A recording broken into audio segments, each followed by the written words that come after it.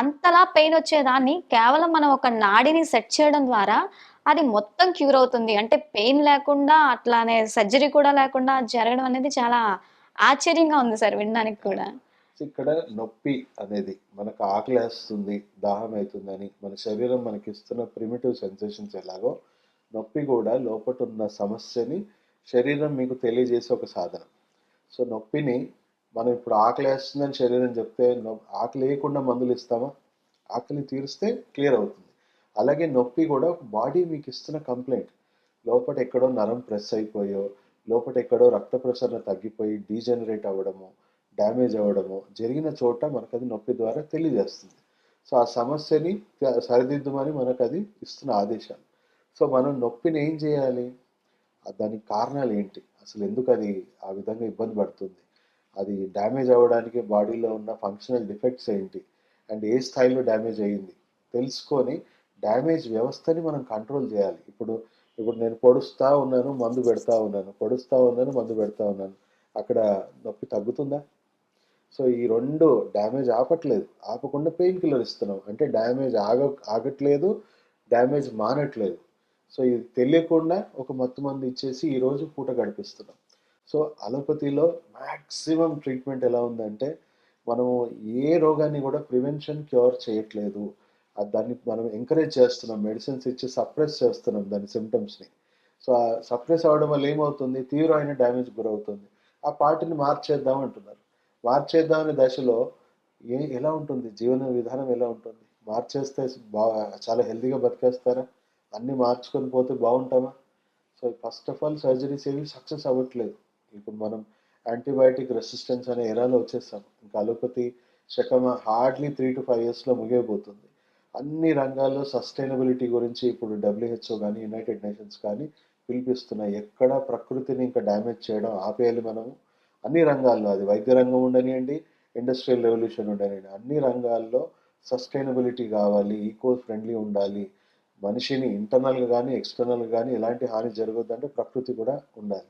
So poison చేసే ప్రతి ఇండస్ట్రీని మెల్లిమెల్లిగా తీసేసి ఈకో ఫ్రెండ్లీ ఇండస్ట్రీస్ని మాత్రమే ఎంకరేజ్ చేయాలని మొత్తం యునైటెడ్ నేషన్స్ 2030 వరకు కొన్ని గోల్స్ పెట్టుకొని వర్క్ చేస్తుంది. దాంట్లో డబ్ల్యూహెచ్ఓ పెట్టుకున్న గోల్ అంటే హెల్త్ కేర్ని కంప్లీట్గా రిఫార్మ్ చేయాలని. సో ఆల్రెడీ ఇండియాలో కూడా global centre for traditional medicine అని చెప్పేసి డబ్ల్యూహెచ్ఓ బ్రాంచ్ స్టార్ట్ అయింది. అండ్ ఆల్రెడీ సెంట్రల్ గవర్నమెంట్తో చేతులు కలిపి ఇంటిగ్రేటెడ్ మెడిసిన్ వైపు, అంటే ఇప్పుడు ఉన్న ఈ అక్యుపంక్చర్ కానీ హెర్బల్ మెడిసిన్ కానీ దీంట్లో ఉన్న సైంటిఫిక్ కోణం ఏదైతే ఉందో ఇప్పుడున్న అలోపతితోని కలిపి first central government AIIMS hospital, అంటే వాళ్ళ అండర్లో ఉంటుంది కదా సెంట్రల్ గవర్నమెంట్ అండర్లో, ఎయిమ్స్ హాస్పిటల్లో ఇంటిగ్రేటెడ్ మెడిసిన్ ఆల్రెడీ స్టార్ట్ చేస్తున్నారు. దాని మీద కొన్ని రోజులు ఎలాంటి గైడ్ లైన్స్ ఇవ్వాలి, ఎందుకంటే మిగతా హాస్పిటల్స్ అందరికి కూడా ఈ గైడ్ లైన్స్ ఇవ్వాలి. సో ముఖ్యంగా డబ్ల్యూహెచ్ఓ ఉద్దేశం ఏంటంటే ఫస్ట్ మొత్తం ఆరోగ్య వ్యవస్థలో ప్రక్షాళన జరగాలి. జనాలు రియాక్టివ్గా కాకుండా ప్రొయాక్టివ్గా ఉండాలి. ఇప్పుడు ఈ 20-30 years అందరి మైండ్ ఏంటంటే ఇన్సూరెన్స్తో బతకాలి, అష్యూరెన్స్తో కాదు. ఇన్సూరెన్స్ తీసుకొని చలో నేను ఎలాగైనా నేను బతకొచ్చు, ఎలాగైనా తినొచ్చు, ఏదైనా ప్రాబ్లం ఉంటే నాకు ఇన్సూరెన్స్ ఉంది, డాక్టర్ ఉన్నాడు. సో ఇప్పుడు ఏమైపోయింది? 90% జీవనశైలి వ్యాధులే, మరణాల శాతం విపరీతంగా పెరిగిపోయింది. మందులు తీసుకుంటేనేమో మందుల సైడ్ ఎఫెక్ట్స్కి కిడ్నీలు పోతున్నాయి, లివర్ డ్యామేజ్ అవుతుంది, యాంటీబయాటిక్ రెసిస్టెన్స్ వచ్చి ఇన్ఫెక్షన్స్తో చనిపోతున్నారు. సో మందులు పనిచేయట్లేవు. సో ఇప్పుడు ఉన్న ఏకైక సొల్యూషన్ ట్రెడిషనల్ మెడిసిన్ని మోడర్నైజ్ చేసుకోవడం. అండ్ మొత్తం ప్రాథమిక చికిత్సలో ఫస్ట్ ఉండాల్సింది ఏంటంటే సెల్ఫ్ హెల్త్ కేర్. వేల సంవత్సరాల నుంచి మనం యోగా చూస్తూ ఉన్నాం. యోగా అనేది ఏంటి? ఆరోగ్యంగా ఉండడానికి, ఆరోగ్యంగా ఉన్న మనిషి ఆరోగ్యంగా ఉండడానికి. అనారోగ్యం ఉన్న వాళ్ళు యోగా చేసి ఆరోగ్యంగా మారడం చాలా డిఫికల్ట్ ప్రాసెస్. బట్ ఆరోగ్యాన్ని మెయింటైన్ చేయడానికి యోగా బెస్ట్. అలా అసలు ఆరోగ్యం అనేది ఎక్కడుందండి? హాస్పిటల్లో కాదు, మీ వంటింట్లో ఉంది. ఏం తినాలి, ఏం తినకూడదు అనేది కంప్లీట్గా జీవనశైలి ఆహారాన్ని మార్చుకోవాలి మనం. మార్చుకొని 90% రోగాలు diet, life style, stress, immunity 4 reasons వల్లనే వస్తున్నాయి. ఈ diet, life style, stress, immunity ఎవరి చేతిలో ఉంది? మన చేతుల్లోనే ఎవరిది వాళ్ళ ఉంది. చేతిలో. ఈ 4 మనం హెల్త్ నాలెడ్జ్ పెంచుకోవాలి, హెల్త్ లిటరసీ పెంచుకోవాలి. పనికిరాని ఎన్నో నేర్చుకుంటున్నాం. పనికొచ్చే మన ఆరోగ్యంగా బతకడానికి మనం ఏం తినాలి, ఏం తినకూడదు, జీవన విధానాన్ని మనం ఎలా పాటించాలి, స్ట్రెస్ ఇవన్నీ ఎలా మేనేజ్ చేసుకోవాలి, మన ఇమ్యూన్ సిస్టమ్ని ఎలా మెయింటైన్ చేయాలి, అసలు కోవిడ్ నుంచి ఎలా బయటపడ్డామంటే ఎవరికి వాళ్ళు జీవనశైలిని కరెక్ట్ చేసుకొని ఇమ్యూనిటీ పెంచుకున్నాం కాబట్టి బయటపడ్డాం. లేకపోతే అలోపతి ఇండస్ట్రీ కంప్లీట్గా లిటరల్గా ఫెయిల్ అయిపోయింది కంప్లీట్గా ఆ విషయంలో. సో అక్కడి నుంచి స్టార్ట్ అయిపోయింది, అందరిలో ఆలోచన స్టార్ట్ అయిపోయింది. ఎస్, మనం ఎక్కడో తప్పు చేసాం హెల్త్ కేర్ సిస్టంలో. సో అందరు కూడా ఇప్పుడు ఆలోచిస్తున్నారు సెల్ఫ్ హెల్త్ కేర్ అనేదే total foundation of health care సిస్టంగా మారబోతుంది. దానివల్ల ఎన్నో జీవనశైలి వ్యాధులు రాకుండా ఆరోగ్యంగా బతకొచ్చు. ఒకవేళ మీకు చిన్న అనారోగ్యం వచ్చింది, ప్రాథమిక చికిత్సలో acupressure, basic herbal medicines, basic non invasive ట్రీట్మెంట్స్తోని మొక్క దశలోనే దాన్ని తుంచేయండి. అది విషవృక్షం అయినాక తుంచడం చాలా జటిలంగా కష్టం. మారుతుంది. సో మొక్క దశలోనే దాన్ని తుంచేయండి, నివారించండి, మళ్ళీ జీవనశైలిని పాటించండి. ఒకవేళ అన్ఫార్చునేట్గా మీకు పెద్ద ప్రాబ్లమే వచ్చింది, పెద్ద జీవనశైలి వ్యాధి వచ్చింది, లేదా సర్జికల్ కండిషనే వచ్చింది, అప్పుడు నాలాంటి రీహాబిలిటేషన్ స్పెషలిస్ట్ రోల్, మీకు వెన్నుపూస డ్యామేజ్ అయిందా, హిప్ జాయింట్ పాడైపోయిందా, సర్జరీ లేకుండానే మీకు స్ట్రోక్ వచ్చినా, ఏ కండిషన్ వచ్చినా, డయాబెటీస్ వచ్చినా, మీ డైట్ని లైఫ్ స్టైల్ని కరెక్ట్ చేస్తూ మీ గట్ హెల్త్ని మీ ఇమ్యూనిటీని మారుస్తూ, ఇప్పుడు పార్ట్లు మార్చాలా వ్యవస్థను మార్చాలా, ఏది బెస్ట్? వ్యవస్థని మారిస్తేనే బావుంటుంది. వ్యవస్థను మారిస్తే కొత్త డ్యామేజ్ ఆగిపోతుంది. అండ్ మీకు జరిగిన డ్యామేజ్లో ఎంతో కొంత కోలుకొని మీరు మళ్ళీ నార్మల్ జీవితానికి రాగలరు. పాటలు మార్చుకుంటే ఏముందండి, జీవితమే లేదు. అర్థమైంది కదా. సో నాలాంటి రీహాబిలిటేషన్ స్పెషలిస్ట్ రోల్ ఏంటంటే క్రానిక్ డీజనరేటివ్ కండిషన్స్, క్రానిక్ జీవనశైలి వ్యాధులు ఏవైతే ఉన్నాయో వీలైనంత మటుకు నేను సర్జరీకి అవాయిడ్ చేసే పని డబ్ల్యూహెచ్ఓ నాకు ఇచ్చిన పని. సో కొన్ని వేల మందికి వాళ్ళకు వెన్నుపూస కానీ, లేకపోతే హిప్ జాయింట్స్ కానీ, మోకాలు కానీ, లేదా పక్షవాతాలు కానీ ఎన్నో సర్జరీస్ అవాయిడ్ చేశాం. అంటే ఇప్పుడు ఈ ఇది ఇప్పుడైతే ఏదైతే ఉందో ఇప్పుడు వరకు మనం ఏదైతే ఆక్యుపంక్చర్ గురించి మాట్లాడుకుంటున్నామో దీని ద్వారా ఎలాంటి రకాల వ్యాధుల్ని మనం నయం చేయొచ్చంటారు? అంటే ఇప్పుడు బీపీ ఉంటది, షుగర్ ఉంటది. అలాగే ఆడవాళ్ళకి సంబంధించి ఎన్నో గైనిక్ ప్రాబ్లమ్స్ ఉంటాయి. అవును. అలాగే మగవారిలో కొన్ని గైనిక్ సంబంధించి ప్రాబ్లమ్స్ ఉంటాయి వాళ్ళకి కూడా. ఇలా కాకుండా మనకి మైగ్రేన్ అని చెప్పి, గ్యాస్ట్రిక్ అని చెప్పి, మనకి జనరల్‌గా ఇప్పుడు పెరాలసిస్, స్ట్రోక్స్ అని చెప్పేసి, కొలెస్ట్రాల్ అని చెప్పి ఇలా రకరకాలుగా మనకు ఉంటూ ఉంటాయి. సో, ఇలా ఎంత వరకు మనం ఈ ఆక్యుపంక్చర్‌ని, ఆక్యుప్రెషర్‌ని ఉపయోగించి బయటికి రావచ్చంటారు? మంచి ప్రశ్నమా.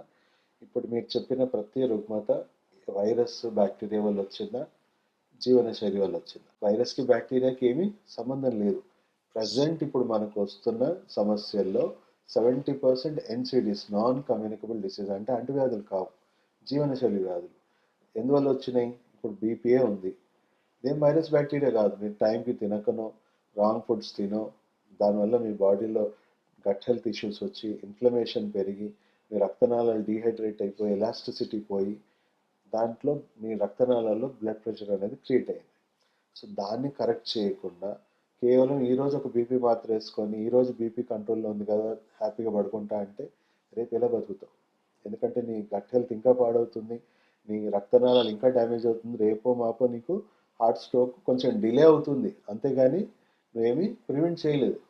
అర్థమైంది కదమ్మా.